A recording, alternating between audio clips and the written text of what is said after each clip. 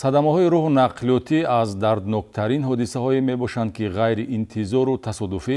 инсонҳоро аз ҳаёт маҳрум месозанд ё саломатии онҳо зарар мебинад. гузориши навбатии оиди 3 ҳодисаи роҳу нақлиётӣ бо оқибати марг ҳамчун зангулаи бедорӣ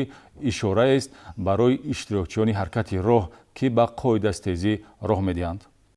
ҳарчанд ҳамагон иттилоъ доранд, ки садамаҳои роҳу нақлиётӣ аз риоя накардани қоидаҳои ҳаракати роҳ сарчашма мегирад, боз мутаассифона қоидастезиҳо ҷой дошта мо шоҳиди садамаҳои нохуш мешавем. чунончи санаи 3 сентябр тахминан соатҳои 7:30 ронандаи воситаи нақлиёти тамғаи Opel Astra рақами қайди давлатиаш TG 6688 OK01 ҳафиззода Муҳаммад Содиқ Азиз, истиқоматкунандаи шаҳри Истиқлол, ҳангоми ҳаракат дар километри 5-уми роҳи нақлиётгарди Ғафуров Овчи Қалача аз сабаби наандешидани чораҳои эҳтиётӣ бехатарии ҳаракат дар роҳро таъмин карда натавониста ба самти муқобили ҳаракати роҳ баромада ба воситаи нақлиёти тамғаи Deo Leganze таҳти идораи ронанда Юсуфбек Бурҳонов, истиқоматкунандаи ҷамоати деҳоти Овчи Қалачаи ноҳияи Бобоҷон Ғафуров бархӯрдааст, ки дар натиҷа мусофири воситаи нақлиёти тамғаи Deo Leganze марди 40-сола ҷароҳатҳои ҷисмонӣ бардошта дар беморхона ба ҳалокат мерасад. ҳодисаи дигари роҳу нақлиётӣ бо оқибати марг санаи 3 октябри соли равон тахминан соатҳои 22 ба вуқӯъ пайваст.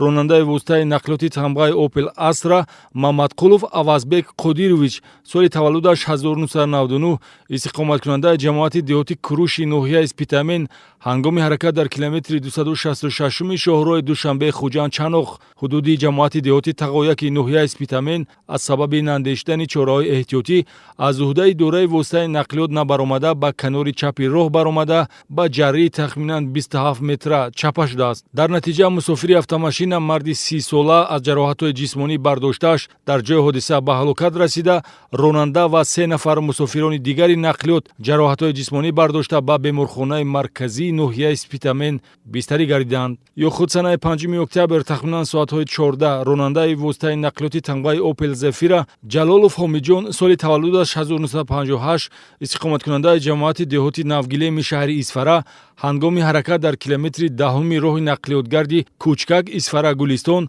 бехатарии ҳаракат дар роҳро таъмин карда натавониста ба воситаи нақлиёти тамғаи Газел таҳти идораи ронанда Партобов Саидмаҳмад Давлатович, истиқоматкунандаи ҷамоати деҳоти Палдораки ноҳияи Мастчоҳ, ки аз самти муқобил ҳаракат мекард, бархӯрдааст. дар натиҷа ронандаи воситаи нақлиёти тамғаи Opel Zafira Ҳомиҷон Ҷалолов ва набераи ноболиғи ӯ писарчаи 10-сола аз ҷароҳатҳои вазнинӣ бардоштаашон дар ҷои ҳодиса ба ҳалокат расида, 3 нафар мусофирони дигари ҳамин сабукрав ва ронандаи воситаи нақлиёти тамғаи Газел ҷароҳатҳои ҷисмонӣ бардошта ба беморхонаи марказии шаҳри Исфара бистарӣ гардиданд. барои дучор нашудан ба чунин ҳодисаҳои нороҳаткунандаю ғамовар ронандагонро зарур аст зимни идораи воситаи нақлиёт пеш аз ҳама таъмини бехатарии ҳаракат дар роҳро